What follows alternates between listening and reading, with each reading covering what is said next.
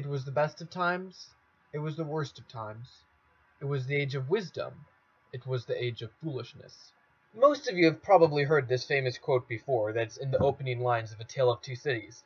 What you may not have known is that that opening line opens up into a section that goes on for a whole chapter and a couple pages of explaining what the differences are between England and France and how this paradoxical duality kind of exists in each of them. So we're going to be going through Tale of Two Cities as our next book. And so I thought, like what I did with Pride and Prejudice, I thought it'd be good to give another introduction video to explain some things that you should look out for while reading Tale of Two Cities, and also some helps for when reading it. This video isn't as long as the previous one, and the video quality isn't as good, but hopefully it will be of help anyways. So, here are my 2 thoughts on some general notes on reading Dickens. So, the first thing that you're going to be noticing when reading Dickens is that he uses a lot of what people today might call flowery language. Just to give you guys some historical context, back in this time, authors were generally paid by the word. So they were paid a certain amount depending on how many words are read, rather than what it is today, where it's based on how many copies of the book are sold. So there have been some people who have said that, hey, look, Dickens, he just used flowery language because, you know, he was paid by the word. And so when you're paid by the word, you kind of want to add extraneous words just to make the language more flowery. And I think there probably is perhaps something to that, but I would be cautious about being too cynical. I think that while perhaps Dickens probably did write a bit more because he was paid by the word, which is an understandable temptation, there's also the extent that it was also his personal style to use some more flowery language. So while at times perhaps the language can be a bit over the top, I'd encourage you to first be aware that there's going to be a lot of flowery language.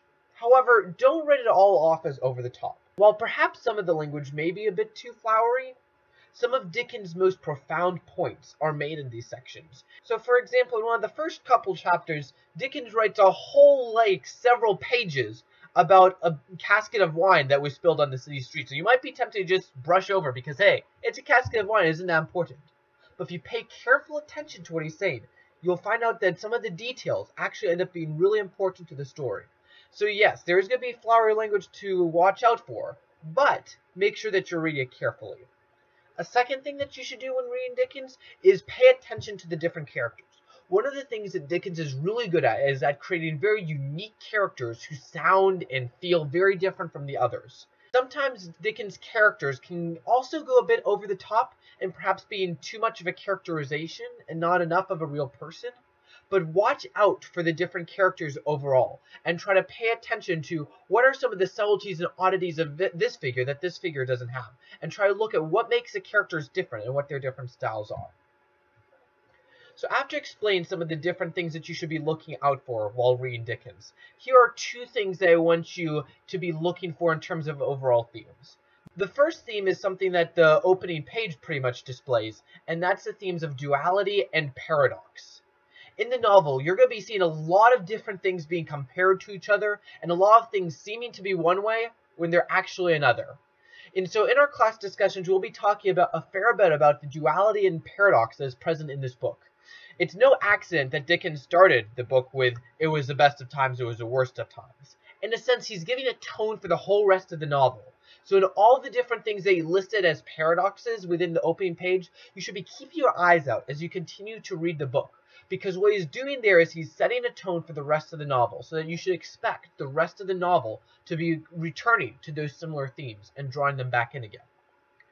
The second thing you'll want to look for is how he deals with the French Revolution. Specifically, Dickens is going to be dealing with the question of what is justice in this time. We need to be asking ourselves, what does justice mean for the peasants in France? What does it mean to the nobles in advance? Another question that we should be asking is, whose right is it to achieve justice? The novel centers a lot about the French Revolution and whether or not the peasants were right to do it. So you guys want to be paying attention to what Dickens' view is of the French Revolution, and then use his thoughts in this novel, as well as the stuff you've already read in history, as a springboard to begin thinking of what your own thoughts are on justice, and on if revolution is ever justified, and if so, whether or not the French Revolution was. So anyways, those are my thoughts on what you guys should be looking out for as you begin reading The Tale of Two Cities.